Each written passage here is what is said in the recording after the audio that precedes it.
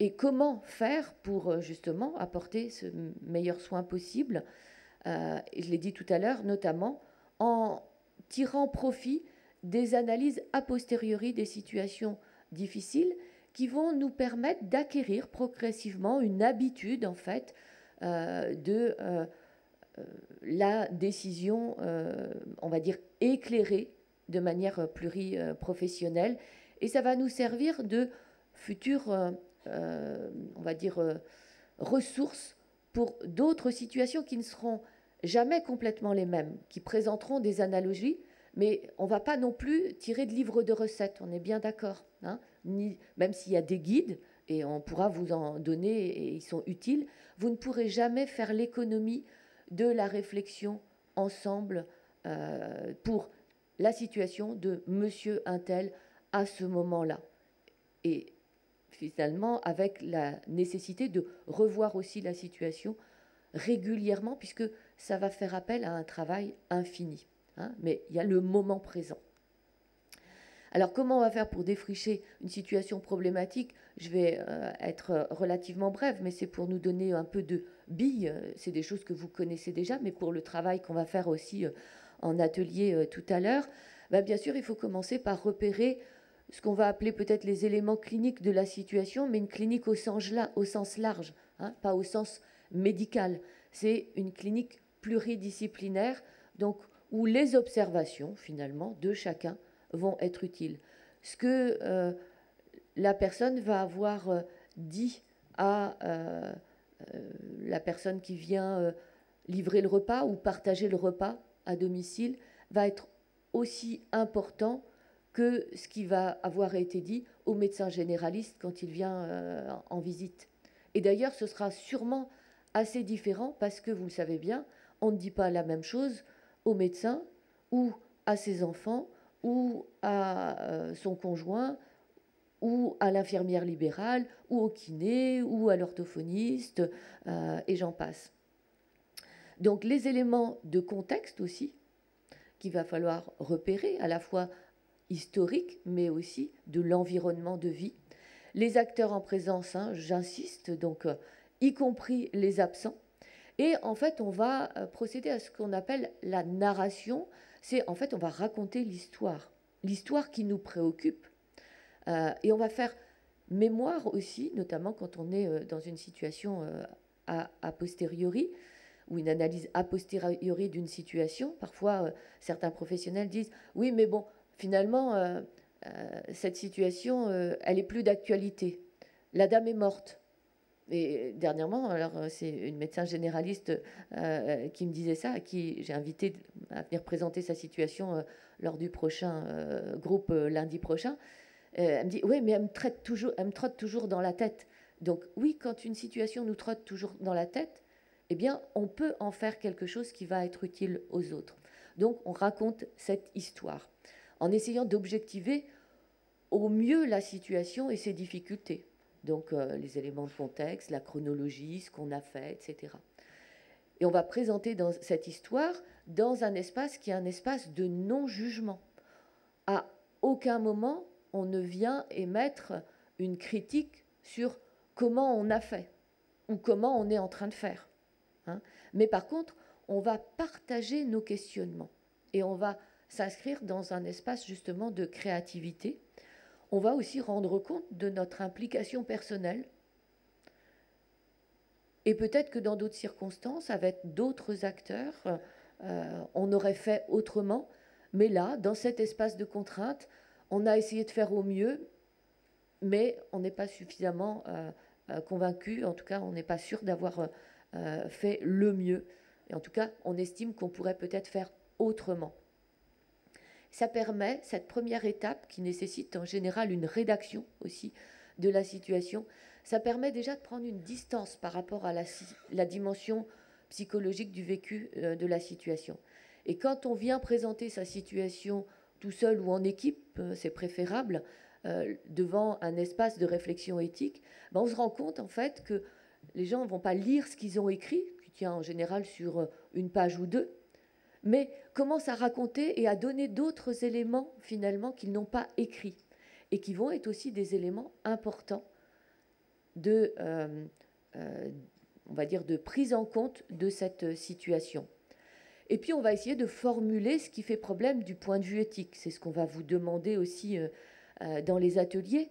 J'ai envie de dire, si on ne sait pas ce qui fait problème d'un point de vue éthique au départ, c'est pas grave. Si on se rend compte que la difficulté, elle tient plus à des éléments de coordination qui ont manqué, des éléments de connaissance de l'ensemble des professionnels qui ont manqué, c'est pas grave, parce qu'on va contribuer quand même à une amélioration du service rendu. Hein.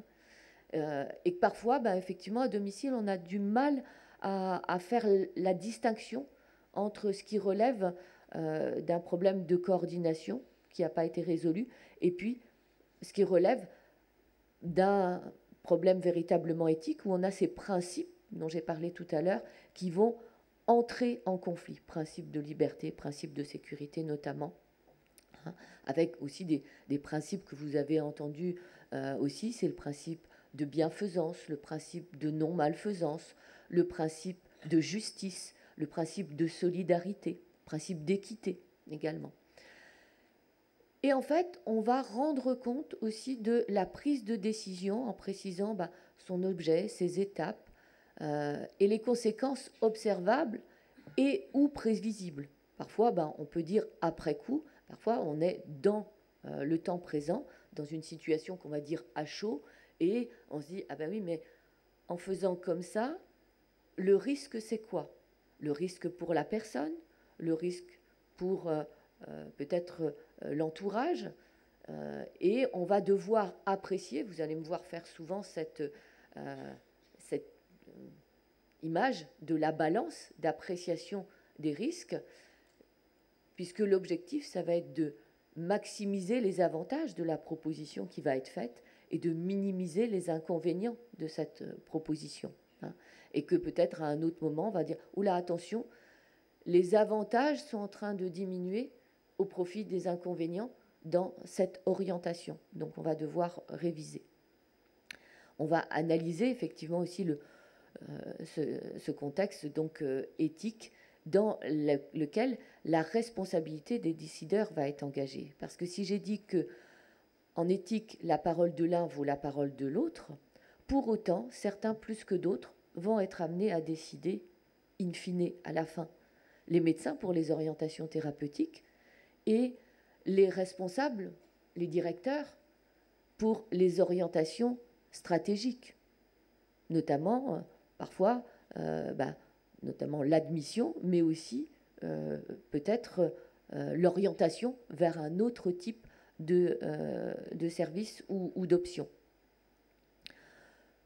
On va être amené à décrire l'ensemble des possibilités pour éviter les écueils du tout ou rien. Et souvent, dans les prises de décision, il y a les prises de décision vers un autre lieu de vie pour certaines personnes. Et bien souvent, le risque, c'est d'opposer domicile contre établissement. Et y compris avec les membres des familles, où vous avez un enfant qui dit « Ah, mais il n'est pas question que papa reste à la maison dans ces circonstances », et puis un autre qui dit « Mais tu n'y penses pas, il n'est pas question que papa aille en établissement, tu te rappelles ce qu'il nous a demandé, jamais aller en maison de retraite ou à l'EHPAD. » Voilà. Donc évitez de sortir de cette opposition, enfin évitez de rester dans cette opposition. Et souvent je dis, quand on n'a qu'une seule solution, attention, elle a de fortes chances d'être inadéquate. Quand on n'en a que deux, risque de cette opposition, et on va explorer les possibles entre ces deux écueils qui seraient le tout ou rien ou le noir et blanc, explorer en fait des nuances de gris sans faire trop de jeux de mots. Et on va définir la visée globale de chaque possibilité d'un point de vue clinique et d'un point de vue humain surtout. On va se donner les moyens d'en évaluer la validité de manière réaliste, parce que entre la visée de la vie bonne avec et pour les autres dans des institutions justes, pour reprendre la définition que tout le monde connaît de Paul Ricoeur, eh bien, vous voyez bien que la visée, c'est l'idéal, mais que souvent, il y a un écart entre le réel et l'idéal. Et que là où ça fait souffrance, que ce soit pour un professionnel ou pour un accompagnant, un aidant proche, c'est quand l'écart se creuse entre l'idéal et le réel. Et c'est une dimension spécifique aussi du travail des soignants actuels, ça c'est évident, avec une acuité très forte, et aussi au domicile parfois, ou avec aussi dans les allers-retours établissement et domicile, où on peut voir qu'on va avoir affaire à des cultures finalement d'accompagnement et de soins qui vont être différentes entre une culture biomédicale et puis une culture peut-être plus d'accompagnement social ou un service de protection des majeurs avec des mandataires judiciaires va avoir une position, une vision différente du service hospitalier qui aura pour autant fait tout son possible pour donner le meilleur soin au moment où ils ont accueilli dans leur unité la personne qui veut absolument rentrer à domicile et dont eux, ils ont du mal à imaginer que cette personne rentre à domicile. Et parfois, l'hôpital peut être tenté de dire, je dis l'hôpital, hein, une équipe hospitalière peut être tentée de dire, mais c'est pas possible que cette personne rentre chez elle, vu les conditions dans lesquelles nous l'avons accueillie, et notamment les personnes qui sont dans la plus grande incurie, ça ce sont des questions que vous rencontrez à domicile, et pour autant, eh bien, ceux du domicile vont dire, ben oui, mais son choix, sa volonté, c'est d'être à domicile, y compris si d'un point de vue, on va dire, de l'hygiène, des conditions qu'on estimerait les meilleures pour elle, on est loin de l'idéal. Donc on va essayer de rester dans cette articulation aussi par rapport au réel et aux droits de la personne. Et donc chacun va devoir argumenter en faveur de la proposition qu'il fait ou ferait pour accompagner au mieux cette personne à son domicile. Et on va passer à l'étape de délibération. Vous voyez bien que c'est une étape, effectivement, où le dialogue doit être présent, puisque ça oblige à considérer tous les possibles, ça oblige à ce respect de la parole de chacun, ça évite de s'enfermer dans des automatismes, et ça engage tout le groupe dans un travail de structuration aussi de la référence éthique. Ça permet à la fin, puisque chacun va se situer, et même par rapport à un consensus qu'on va espérer possible, parfois c'est le dissensus, parfois on va lever le voile aussi du dissensus. Parfois on se rend compte qu'on va essayer de trouver le plus petit dénominateur commun avec les familles, par exemple, dans l'exemple que j'ai pris tout à l'heure, celui qui veut que papa reste à la maison et celui qui veut que papa aille en EHPAD, en fait, tous les deux veulent le bien de leur papa. Et ça va être le plus petit dénominateur commun. Et on va explorer ensemble, alors comment on pourrait finalement répondre au bien de votre papa que vous voulez tous les deux. Donc c'est reconnaître que chacun recherche le bien, mais que les voies pour y parvenir ne sont pas les mêmes dans l'esprit de chacun. Et que si on n'est pas d'accord, pour autant, on n'est pas forcément dans le conflit. Et ça oblige à être effectivement créatif, et ça oblige, mais ça donne surtout du sens au travail de chacun des professionnels. On ne va pas forcément trouver de solution. Et d'ailleurs, l'espace de réflexion éthique ne va pas donner de solution. Il va permettre, à travers nos interrogations partagées, à l'équipe qui doit décider, il va lui permettre d'être une aide à la décision, en fait. Et je terminerai par cette définition que j'aime beaucoup de Jean-François Malherbe, l'éthique chemin faisant. Vous voyez bien qu'on va cheminer ensemble. Et il dit ceci, ou il disait, puisque Jean-François Malherbe est mort il y a 4 ans, l'éthique est le travail. Donc c'est vraiment un travail au sens maïotique du terme, donc d'accouchement. Ça nous oblige à accoucher de quelque chose qui demande du temps. Donc la maïotique, ça demande du temps. Et c'est une des conditions qu'il faut donner aussi à l'exercice des professionnels du domicile. Donc ce temps dédié dans des conditions spécifiques. Le travail que je consens à faire. Et on ne va pas pouvoir obliger à faire de l'éthique. Il faut qu'il y ait une démarche effectivement volontariste. Et votre présence ici nombreuse en témoigne justement, c'est que vous avez envie. Et le but, ça va être de vous donner encore plus envie et peut-être que vous puissiez à votre tour donner envie à d'autres dans les passeurs que vous allez être, j'espère, après cette journée, mais c'est vous qui nous le direz à la fin de la journée si elle a été satisfaisante et répondant à vos attentes. Donc, consentir à faire ce travail, c'est effectivement exiger de soi quelque chose. Sur le terrain, on est bien dans une éthique pratique, par le dialogue. Donc ça, je pense qu'à travers mes propos, vous l'avez vu, cette dimension du dialogue, de la discussion. Avec les autres, hein, on l'a dit, ça ne peut pas se faire seul. On a besoin des autres pour essayer d'avoir cette approche la plus large, la plus globale possible et éviter les automatismes et éviter les oublis.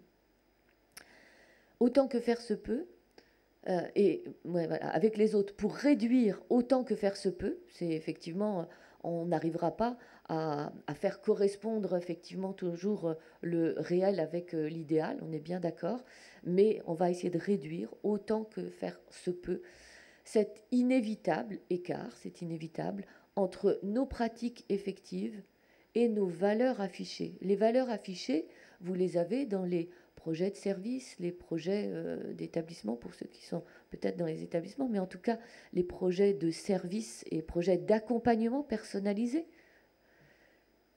Effectivement, eh ben, on va essayer de faire correspondre le plus possible. Pour cultiver ensemble la convivialité de tous, c'est aussi qu'il y ait du plaisir à travailler de la sorte ensemble. C'est la capacité à vivre ensemble qu'entendait Jean-François Malherbe derrière la convivialité de tous et le respect de chacun. Des principes que vous pouvez retrouver dans une charte éthique et relations de soins au domicile. Alors, j'ai dit tout à l'heure, je vous invite, et je vais vous mettre quelques références, à aller sur le site, effectivement, donc de... là, vous l'avez en haut, hein, les cahiers de l'espace éthique Île-de-France, éthique et maladies neurodégénératives. Et cette charte qui est de 2016, vous allez voir, ce sont vraiment des outils tout à fait pertinents que vous pouvez commander, qui sont téléchargeables. Et dans cette charte, en fait, qu'est-ce qui est rappelé effectivement, que les fondamentaux, ce sont bien le respect de la personne, de son intimité, de sa singularité, de ses préférences, ce qui n'est pas la même chose que les besoins. Hein. On sait tous de quoi on a besoin, mais on ne va pas forcément toujours vers ce dont on sait qu'il serait bon pour nous, parce que ce n'est pas de ça dont on a envie. Hein. Donc, vous voyez la distinction, et que dans nos boîtes à outils, nos mallettes, là, quel que soit le professionnel que l'on est, effectivement, on a tous des grilles d'évaluation des besoins de la personne. Et pour autant, et à domicile a fortiori, on va devoir faire avec le réel du quotidien. Certes, idéalement, il faudrait un lit médicalisé pour cette personne, pour que les soignants fassent correctement leur travail. Je ne vais pas à l'encontre non plus des besoins spécifiques des soignants pour garantir la qualité de vie au travail et protéger aussi les professionnels dans leur exercice difficile. Mais finalement, il va peut-être nous falloir un temps pour que la personne accepte que ce lit médicalisé soit mis dans son domicile, pour éviter aussi qu'il y ait une espèce d'envahissement et d'une transformation du lieu de vie en un seul lieu de soins. Hein. Donc vous voyez qu'il y a toujours cette subtilité, donc il va falloir concilier avec les préférences, les choix de la personne. Le souci de la confidentialité, je pense que c'est important, la discrétion et le non-jugement. Oui, il nous arrive d'être effarés quand on rentre dans un univers privé des modes de vie d'un couple, d'une famille, de l'environnement même dans lequel vivent ces personnes. Et nous devons toujours garantir le non-jugement de ces personnes. Et parfois, nous ne disposons que de très peu d'éléments d'information pour savoir ce qui a amené ces personnes à vivre peut-être ainsi. ou ce qui leur permet de vivre malgré tout dans cet environnement. L'exigence de cohérence, de compétence, de concertation, je dirais que c'est les 3 C pour faire le pendant aux 3 A de Michel Delaunay dans la loi d'adaptation de la société au vieillissement, anticipation, adaptation, accompagnement, ces 3 A dont elle était très fière, ou dont elle est toujours très fière.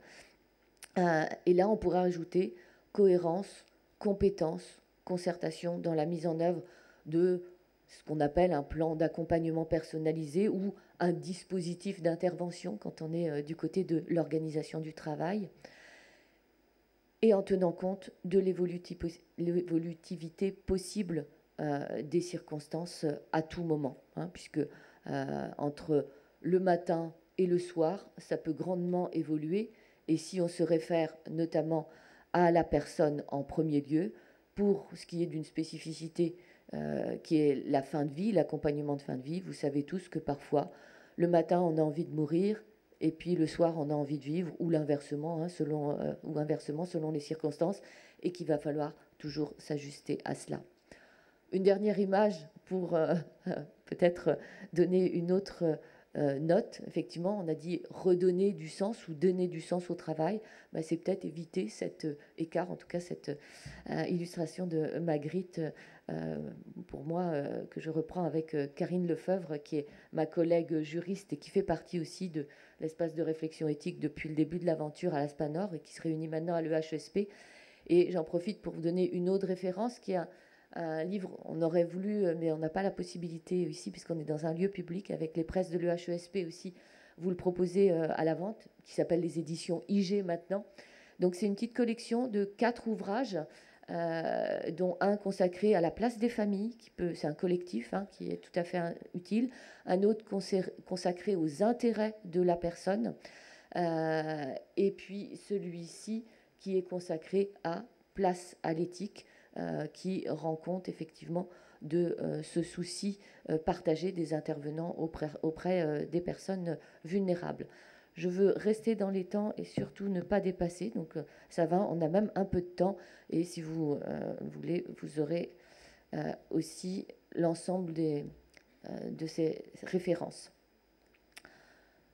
Je vous remercie. Je suis dans les temps, ça va. Donc on a quelques questions possibles, ou tu précises juste aussi le déroulement après, oui, après. Mais peut-être quelques réactions, compléments aussi. Volontairement, j'ai laissé du temps. On les prend peut-être un petit peu à froid. Et... Voilà, alors peut-être que quelqu'un a envie de réagir, mais sinon, Armel, quand vous voulez, effectivement, le nom d'aide ménagère reste souvent présent dans la représentation du commun. Mais chez les professionnels, justement, la volonté de professionnalisation et de reconnaissance de celles qu'on appelait les aides ménagères passe aussi par une dénomination plus appropriée d'aide à domicile. Ça vous va? Non? Voilà, c'est pour ça que je les ai cités dès le début, en remerciant aussi les soignants du domicile. On est mal à l'aise, on a l'impression de ne pas forcément bien faire. Il y a des conflits de valeurs, on ne sait plus très bien si on fait bien ou si on fait mal. On n'a pas toujours la possibilité d'en parler, parce que là, finalement, c'est vrai qu'il y a des situations idéales, où on a des espaces de réflexion, où on peut partager nos difficultés, mais quelquefois, à domicile, vous êtes tout seul face à des situations complexes, ce qui génère aussi de la souffrance. Et on est dans le souci, on est dans l'inquiétude. Et finalement, ces questionnements, ces soucis, ces inquiétudes, ces conflits de valeurs, voire ces souffrances, on n'a pas de qualificatif à y mettre. Et puis en réalité, ce sont des questionnements, des soucis, des inquiétudes, des conflits de valeurs et voire des souffrances qui sont réellement éthiques. Et c'est ce que vous vivez, je pense, au quotidien, et pas toujours avec la possibilité de pouvoir les partager dans des espaces dédiés à cet effet. Et d'ailleurs, là j'anticipe un petit peu, mais à la fin de la journée, on vous distribuera un document qui est un exemple de questionnement, enfin de résolution de questions éthiques, qui n'est qu'un exemple parce qu'il n'y a pas une seule façon de faire. Et puis on vous donnera aussi peut-être des pistes pour essayer de repérer là où vous travaillez des instances, des comités, des espaces de réflexion qui pourraient justement vous accueillir avec les situations complexes que vous avez pour pouvoir en discuter de manière collégiale. Alors,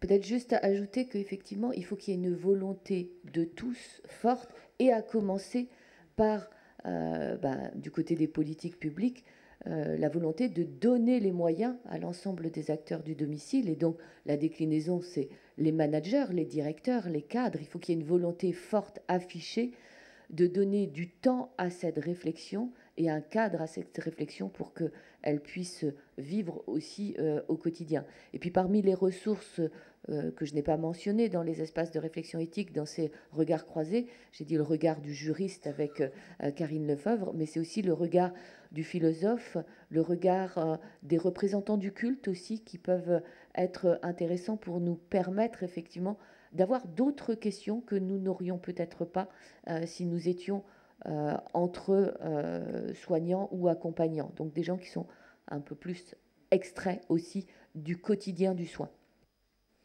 Alors on va maintenant vous proposer donc de travailler en groupe, là pendant 45 minutes pour qu'on puisse reprendre vraiment les débats à 11h30.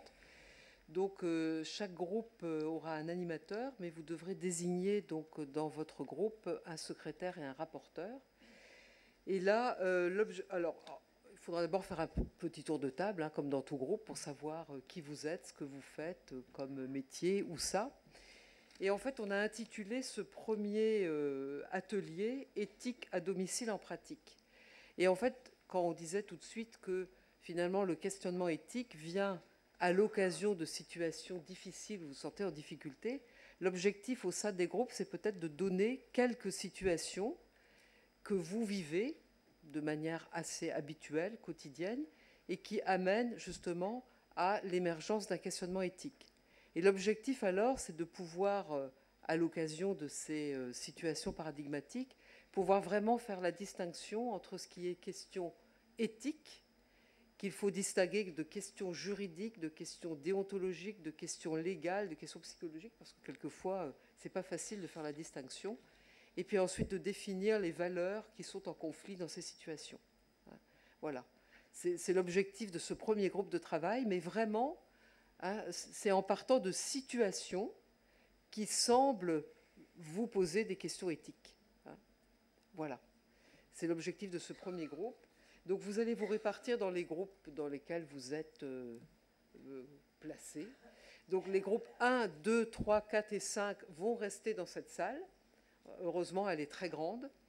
Et les groupes 6 et 7 vont aller dans 2 autres salles, je crois, finalement, ou bien là-haut, je ne sais plus très bien. Là-haut, ben voilà. Donc, 6 et 7, vous nous suivez, Mélanie Bellec et moi.